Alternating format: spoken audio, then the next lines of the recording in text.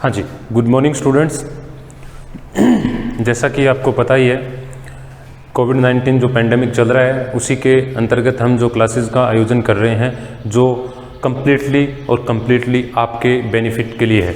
ठीक है, तो उसमें हम बात करते हैं। कल जो हमारा जो टॉपिक था उस टॉपिक को हम आगे लेके चलते हैं, और जो टॉपिक था हमारा वो था, हमने शुरुआत की थी वर्ब के बारे में।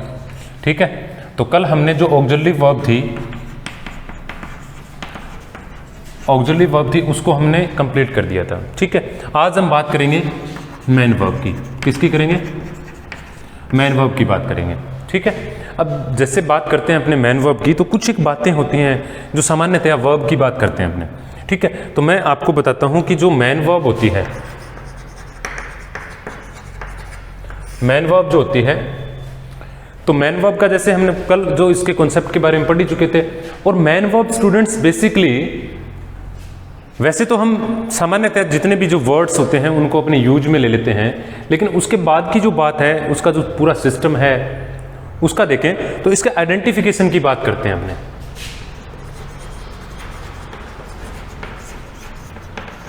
आइडेंटिफिकेशन यानी बेसिकली बात ये आती है कि जब अपने वर्ड को देखें, ठीक है ना, जो भी वर्ड है उसको देखें और हमें कैसे पता चले कि ये यहाँ पे जो आपके वर्ब है, नाउन है, एडजेक्टिव है, क्या है। तो हमें एक चीज समझना होता है। एक वर्ड आता है जिसको अपने बोलते हैं मोर्फिम। क्या बोलते हैं? मोर्फिम। ठीक है ना, तो मोर्फिम जो होता है उसके दो टाइप्स होते हैं, जो अपने को वर्ड फॉर्मेशन में अपने को क्या बतलाता है, ये अपने को बतलाता है वर्ड फॉर्मेशन। ठीक है, अपने को बतलाता है वर्ड फॉर्मेशन। अब इसमें जैसे अपने देखें, तो एक तो होता है परफिक्स और एक होता है इसमें सफिक्स। ठीक है, अब परफिक्स होता है तो वो पहले आता है। तो हिंदी में जैसे अगर इसको अपने बोले तो हिंदी में इसको कहा जाता है उपसर्ग।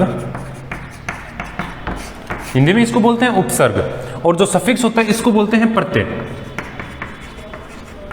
ठीक है, तो जो शब्द जैसे पहले जुड़ता है और पहले जुड़ के उसके अर्थ में परिवर्तन कर देता है उसको अपने प्रफिक्स बोलते हैं, और बाद में जो जुड़ता है उसको सफिक्स बोलते हैं। तो यहां पे अपने बात करें कि जो प्रफिक्स जुड़ता है तो उसमें एक अपने एंटोनिम बनता है।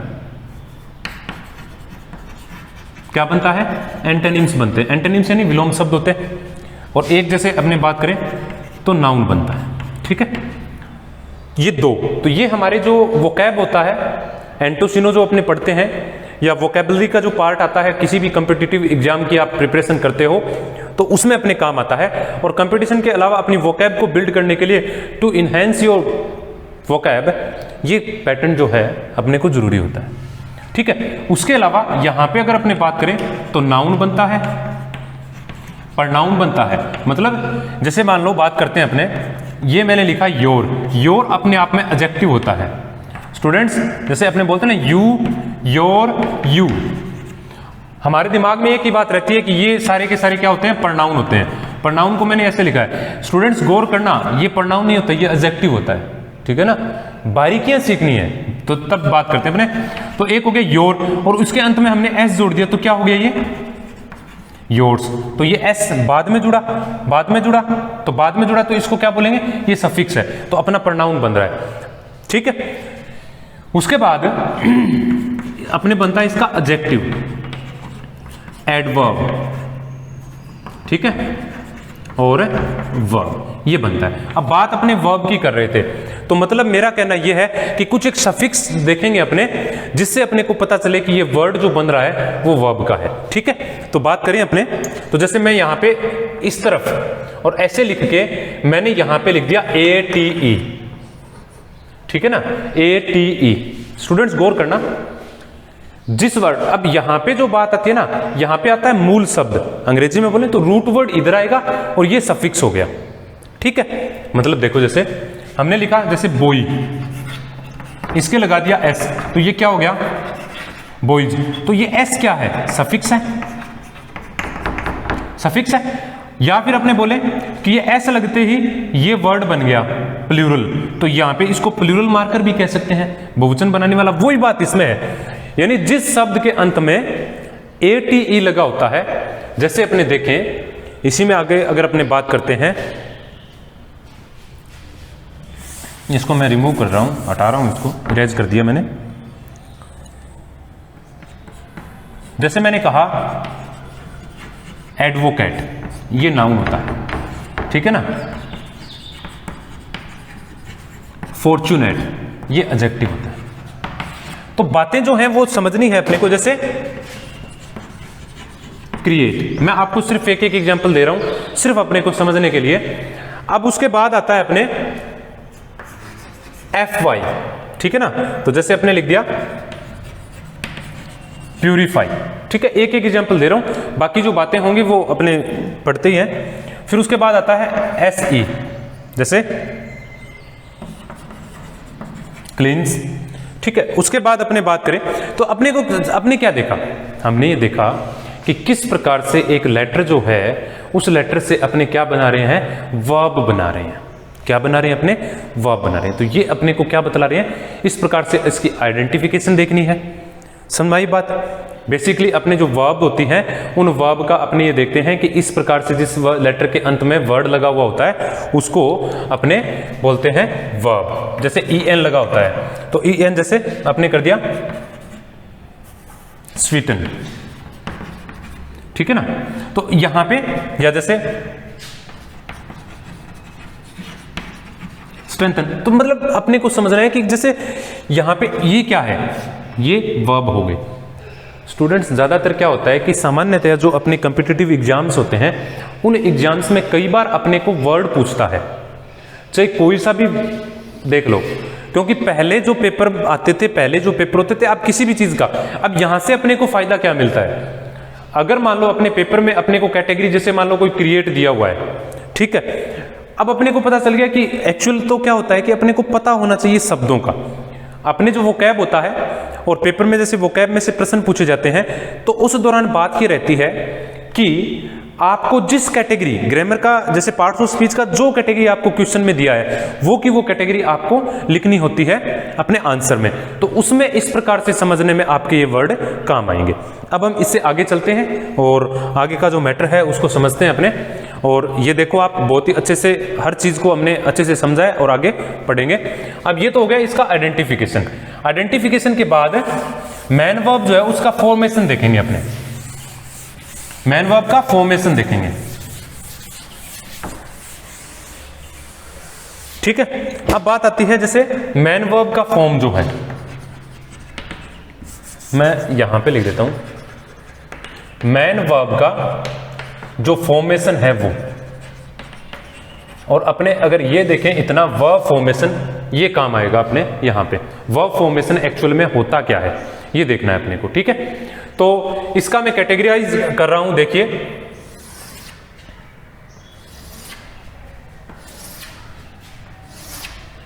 इस प्रकार से अपने देखते जाएंगे।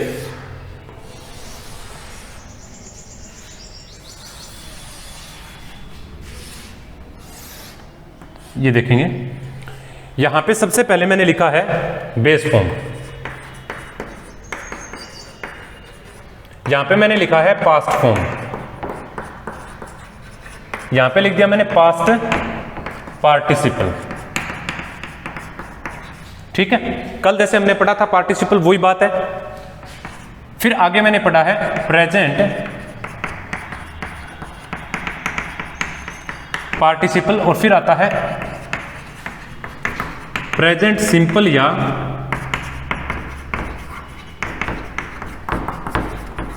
Singular form. ये अपने वर्ब के 5 टाइप होते हैं। अब स्टूडेंट्स बात समझना, कल जैसे हमने जिक्र किया था जो पीछे वाला वीडियो था उसमें कि इन्फिनिटिव होता है। तो कई बार हम देखते हैं कि यहां पे आपको बेस फॉर्म में 2 प्लस वर्ब की फर्स्ट फॉर्म दी होती है। तो वही बात है, 2 के बाद हमेशा क्या आता है, वर्ब की फर्स्ट फॉर्म आती है। कुछ एक कंडीशन में एक्सेप्शनली नहीं आता है तो वो अपने बाद में देखते हैं। सामान्यतः अपने को क्या समझना है, 2 के बाद वर्ब का फर्स्ट आता है और वर्ब का फर्स्ट अपने आप में होता है। तो वो ये और ये विद 2 और विदाउट 2 इन्फिनिटिव वाली बात हो रही है। Bare infinitive, to infinitive. Bare infinitive का मतलब होता है बेयर इन्फिनिटिव बिना 2 के और टू इन्फिनिटिव विद 2 के, ठीक है। क्लियर हुई बात। अब हम देखते हैं आगे इसमें कि सारा मैटर क्या है। मैटर देखिए स्टूडेंट्स, हमने कल जो पढ़ा था, हमारे पास 24 ऑपरेटर्स थे और उसमें हमने पता लगाया था कि हमारे पास जो टेंस होते हैं, क्योंकि कॉन्सेप्ट बात अपने टेंस की करेंगे, क्योंकि वर्ब जो होता है, वर्ब अपने को टेंस शो करता है। मेरा कहना यह है, जैसे वर्ब पढ़ रहे हैं अपने, और वर्ब अपने को बतलाता क्या है?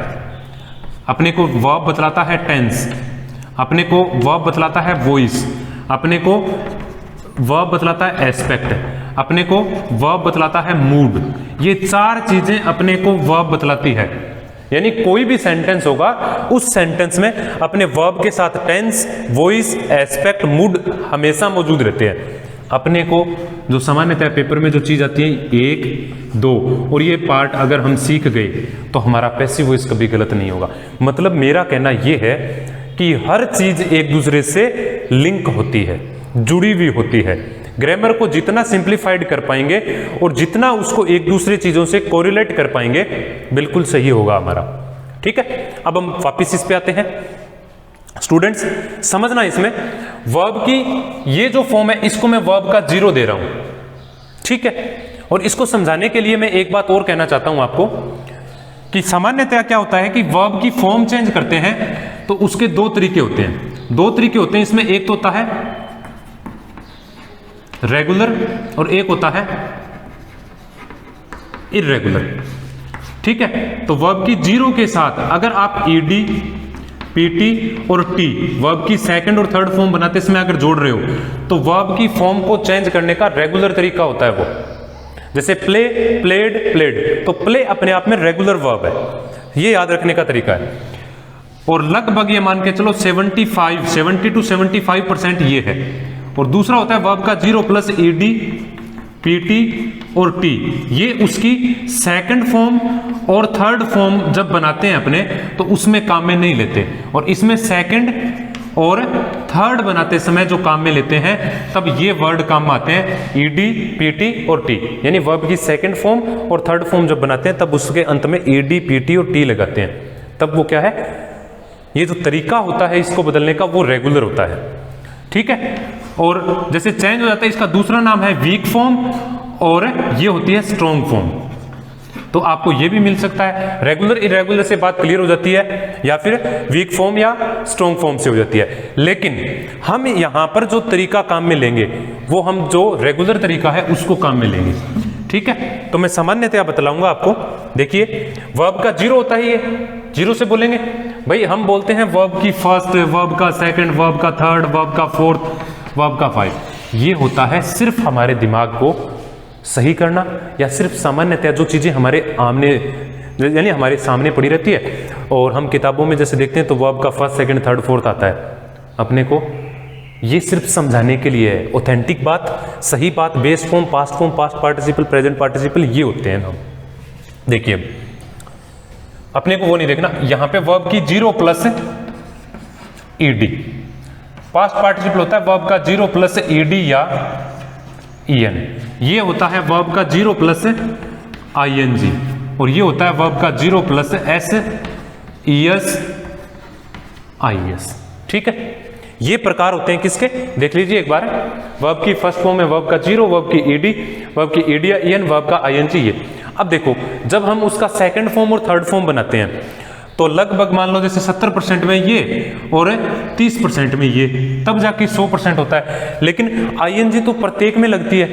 तो अगर आपको कहीं कंफ्यूजन हो और ये पता न हो कि हम इसकी फर्स्ट फॉर्म कैसे निकालें या बेस फॉर्म कैसे निकालें, तो स्टूडेंट्स आईएनजी जोड़ के देख लो, उसकी फर्स्ट फॉर्म आपके पास आ जाएगी। जैसे मैं बताऊं आपको, अपने पास वर्ब की है डू, डिड, डन फॉर्म।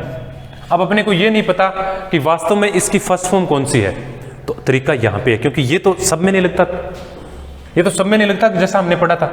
अब आईएनजी आगे देखो, डनिंग, डिडिंग, डूइंग, डूइंग होता है सही, तो यहां पे तो डूइंग आ गया, और बेस फॉर्म क्या थी, आईएनजी हटा के देख लो तो क्या बचा, डू बचा। बस बिल्कुल इजी है, बस समझने का तरीका होना चाहिए। तो डू, फिर यहां पे हो गया डिड, और यहां पे हो गया डन। ठीक है, और यहां पे हो गया इसका डज, क्योंकि जैसे हम बात करें डू, उसके बाद बी और उसके बाद हैव, ये मेन वर्ब, और देखो ये तो लिंकिंग वर्ब होती है, लिंकिंग वर्ब होती है जो एसवीसी पैटर्न बनाती है। ये बातें आगे होंगी। सब्जेक्ट वर्ब कॉम्प्लीमेंट बनाती है, ये लिंकिंग वर्ब होती है। हैव जो होती है वो पोजेशन दर्शाती है, ऑब्जेक्ट होता है लेकिन पैसिव वॉइस नहीं बनता, इसका पैसिव वॉइस नहीं बनता है हैव का, ये ध्यान रखने वाली बात है। अपने पास इसका एसवीओ आता है, इसका पैटर्न एसवीओ आता है लेकिन इसका पैसिव वॉइस नहीं बनता। डू जो है इसका बनता है, ये मेन वर्ब के तौर पे। तो ये बात देखो, इसका पैसिव वॉइस नहीं बनता क्योंकि अपने पास एसवीसी आता है, ऑब्जेक्ट है ही नहीं। इसका एसवीओ आता है लेकिन इसका पैसिव वॉइस नहीं बनता क्योंकि वर्ब वो पोजेशन वालों का नहीं बनता है। और यहां पे हो गया डू, ठीक है। अब बात करें अपनी बी की, तो बी का यहां पे आता है इज, आई के ये सॉरी देखो आई के साथ एम आता है। इसके अनुसार देखें अपने तो CSN काउंटेबल सिंगुलर नाउन के साथ आता है इज, CPN के साथ यानी काउंटेबल प्लूरल नाउन के साथ आता है आर, और आई के साथ आता है एम। तो अब देखिए यहां पे बी होगा, बी का पास्ट होता है वॉज या वर, बी का थर्ड फॉर्म होता है, याद नहीं रहे तो ऐसे देख लो EN जोड़ दो इसमें, बीन, और यहां पे होता है बीइंग। अब हमारे दिमाग में क्या बात आती है कि अपने को ये पता नहीं रहता कि इसका बेस फॉर्म कौन सा, इज एम आर का। तो देखो ING जोड़ के देख लो, इजिंग, आरिंग, एमिंग, वोजिंग, वरिंग नहीं होता, बीइंग होता है, तो बी बेस फॉर्म है। इसीलिए मॉडल जो जैसे मॉडल या फ्यूचर वाला जो टाइम पढ़ते हैं, टेंस नहीं होता, फ्यूचर टाइम बोलेंगे अपने, फ्यूचर टाइम में पढ़ते हैं तो विल सेल के बाद बी आता है, तो बी बेस फॉर्म है तभी आ रहा है क्योंकि मॉडल अपने बाद बेस फॉर्म लेते हैं, ठीक है। उसके बाद देखें हैव का, तो हैव का पास्ट हैड होता है, उसका ये हैड होता है और ये होता है हैविंग, ठीक है, और यहां पे होता है हैज। और बेस फॉर्म वो होती है जिस फॉर्म में किसी वर्ब का ओरिजिन होता है, यानी बेस फॉर्म वो होती है जिस फॉर्म में कोई वर्ब जो है वो निर्मित होती है, पैदा होती है, ठीक है। देखो हैजिंग नहीं होता, ING से अपन देख रहे हैं कि बेस फॉर्म कौन सी है, हैडिंग नहीं होता, हैविंग होता है, तो हैविंग होता है। तो ये तरीका आपको बेस फॉर्म निकालने का। जैसे बात करें अपन यहां पे देखो ये आता है स्लीप, स्लैप्ट, स्लैप्ट, स्लैप्टिंग, स्लैप्टिंग, स्लीपिंग, स्लीपिंग होता है, तो बेस फॉर्म क्या हुई यहां पे स्लीप,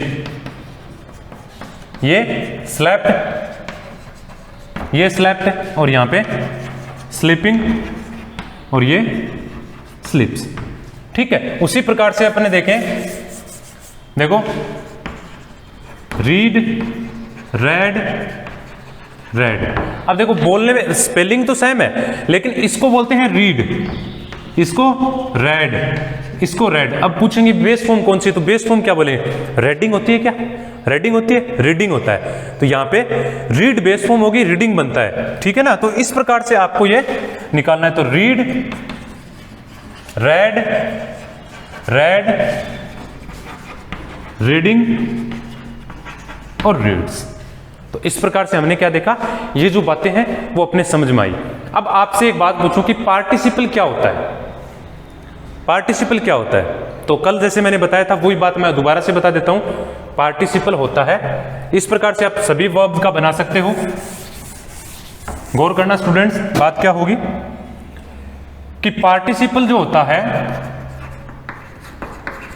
वो वर्ब का 0 प्लस ED, EN और ING क्रिया का वह प्रकार जो अपने अंत में ED, EN और ING लेता है और फंक्शन करता है किसका, एडजेक्टिव का,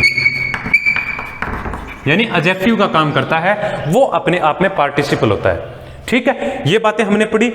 अब इसके बाद हम क्या देखेंगे कि हम जो नेक्स्ट जो क्लास होगी इसमें वर्ड फॉर्मेशन है और इसको पूरा अच्छे से समझना है क्योंकि पार्टिसिपल का प्रश्न मिस्टर हैमल जो है वो पार्टिसिपल का ही पूछते हैं ना फ्रेंड्स से, वही तो बात देखनी है अपने को, ठीक है। तो स्टूडेंट्स जो बातें आज आपको बताई गई है बिल्कुल अच्छे से इन चीजों को समझना है, पूरा सिस्टमेटिकली है और अच्छे से समझना है इसको। और कोई प्रॉब्लम लगे तो वो आप कमेंट में बता दीजिए, लाइक करिए, शेयर करिए। Thank you.